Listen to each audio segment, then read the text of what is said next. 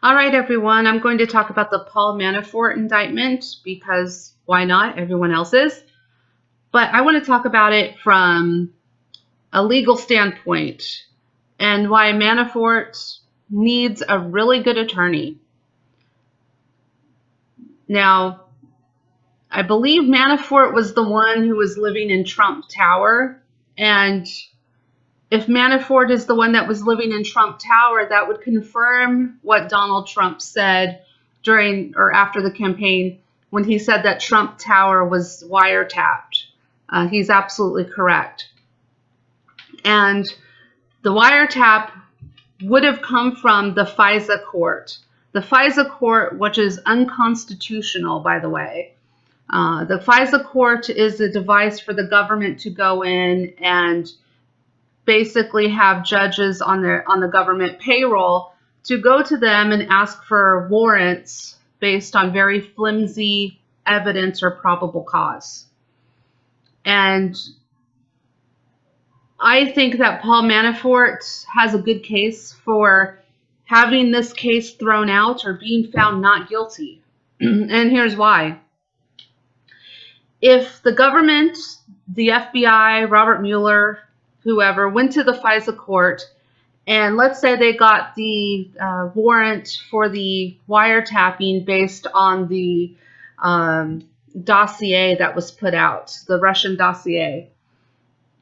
The charges that Manafort has been brought up on are basically are basically what it comes down to is tax evasion, his properties in the Hamptons, and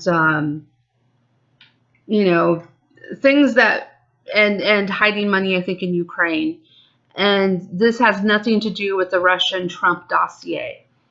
In fact, the charges of tax evasion and money hiding in the Ukraine has nothing to do with the campaign in which Manafort was fired over.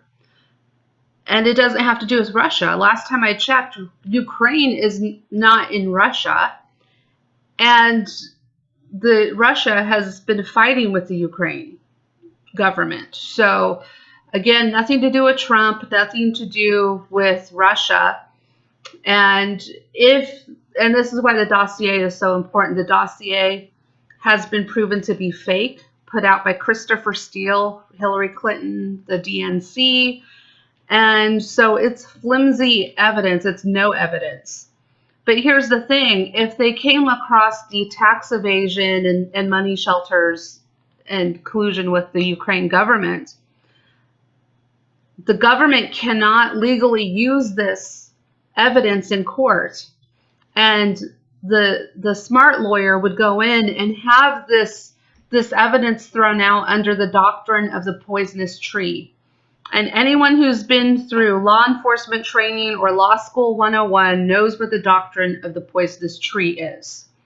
It means if anyone in law enforcement, whether it be the FBI or right down to your cop on the beat, if they were to stop you and search you or your home without probable cause, which probable cause is a very low threshold. Probable cause means they probably did it or they're probably committing this crime. So it's a very low threshold. Probable cause means probably.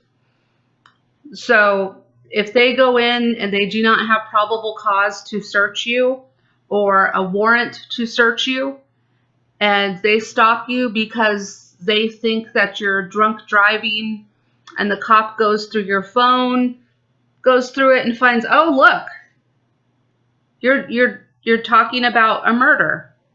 You're admitting that you killed so and so, and you're ready for your payment because you committed a hit on someone or you're dealing drugs. So they arrest you on homicide and drug charges. A lawyer would get those charges thrown out immediately because the search and the seizure of that phone, okay, is ill-gotten gains. Doesn't matter if you're guilty of it or not. That would have to be suppressed or thrown out in court because the search itself was improper. It was an illegal search. I think the FISA court is unconstitutional. It gives the government a way to go around and get warrants from judges that we don't know who they are, in a court that we don't know what it is, to get search warrants on American citizens, violating the Fourth Amendment, our right to, our right to not have unreasonable search and seizures of our persons and our property. And the FISA court is definitely unconstitutional, and I do hope that it is challenged. But what I think is going on is that Mueller had to bring charges. He had to bring them post haste because Uranium 1 has just exploded in the news. It wasn't new news. Those of us that follow the news had heard of the Clintons, Hillary Clinton as Secretary of State, giving a certain amount of our uranium to Russia, who they are trying to now pull into a Cold War, because neocons and neoliberals make their fortunes on war. They are war profiteers, which is why I don't like them. And I don't vote for them unless I have to. Like in this election with Ed Gillespie, I feel like I have to, because if you vote Democrat, you're voting against the interests of this country in this particular election. Okay, I'm not talking about every election. I'm talking about this particular election in Virginia. But getting back to Mueller, I think what he needed to do was he needed to earn his keep on the Democrat plantation. He needed to show he was earning his keep by filing indictment charges to put this in the news, to distract from Uranium 1, to distract from the dossier, the false dossier put out by the DNC, paid for by the DNC, Hillary Clinton, Obama, and presented by John McCain. John McCain. John McCain, John McCain, it's all the same. So I think that he is prematurely bringing charges against Manafort to earn his keep in the Democrat Party. And by the way, where the hell is Jeff Sessions? Where's our Attorney General in all of this? I would, if I were Donald Trump, I don't call for firing people a lot. In fact, I've been very turned off.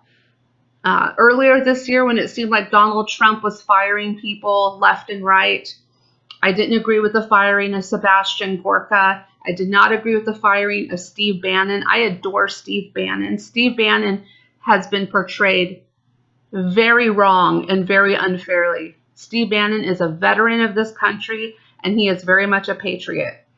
And I did not agree with those firings, but I would definitely agree with the firing of Jeff Sessions.